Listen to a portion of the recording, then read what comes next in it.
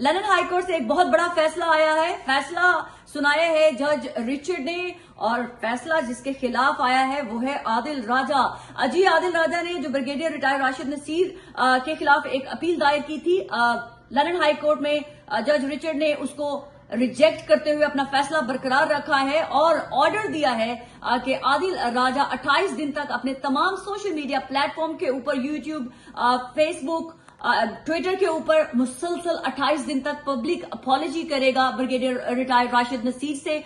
और साथ में यह भी फैसला हुआ है कि 22 दिसंबर तक जो है वो तमाम मतलूबा रकम, जिसमें 50,000 पाउंड जुर्माने की सूरत में और 26,000 पाउंड जो एक्स्ट्रा खर्च हुआ है, वो तमाम की तमाम रकम 22 दिसंबर तक आदिल राजा को, ब्रिगेडियर रिटायर्ड राशिद नसीर को पे करनी होगी।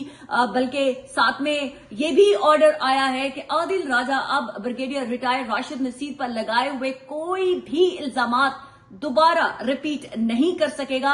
ये एक ऑर्डर भी दिया है। साथ में आदिल राजा के झूठों के ऊपर जो उन्होंने ब्रिगेडियर रिटायर्ड राशिद नसीर के खिलाफ एक प्रोपेगेंडे की सूरत में लगाए थे, आज फिर लंदन हाई कोर्ट से वो तमाम के तमाम झूठे वादे जो आदिल राजा ने किए थे वो फिर झूठे साबित हुए हैं और ब्रिगेडियर रिटायर्ड राशिद नसीर एक दफा फिर सच्चे साबित हुए हैं। ये मैं यही कहूंगी कि आदिल राजा ने मुसलसल झूठ बोलकर, प्रोपेगेंडा करके ब्रिगेडियर राशिद नसीर की जो है वो इज्जत को नुकसान पहुंचाया, उनके खिलाफ घनौना प्रोपेगेंडा करके उनके ऊपर बहुत ही ज्यादा संगीन इल्जामात लगाए थे। मुसलसल लंदन हाई कोर्ट के अंदर जो है तमाम शवाहिद मांगने के बावजूद जो है आदिल राजा किसी भी किस्म का कोई भी जो है वो प्रूफ साबित नहीं कर सके थे। फैसला तो पहले भी आदिल राजा के खिलाफ आ चुका हुआ था, लेकिन आदिल राजा ने फिर एक दफा अपनी ऑडियंस को बेवकूफ बनाया और उसने बड़े बड़े दावे किए कि मैं अपील करने जा रहा हूं और अपील की सूरत में जो ब्रिगेडियर रिटायर्ड राशिद नसीर के हक में फैसला हुआ है वो अंडू हो जाएगा। और जो है वो दोबारा उसने अपनी ऑडियंस को उम्मीद दिलाई थी, लेकिन आज वो उम्मीद टूट गई है। ब्रिगेडियर रिटायर्ड राशिद नसीर एक दफा फिर फातेह बन गए हैं। उनके ऊपर लगे हुए तमाम इल्जामात झूठे साबित हुए हैं। आदिल राजा फिर झूठा साबित हुआ है।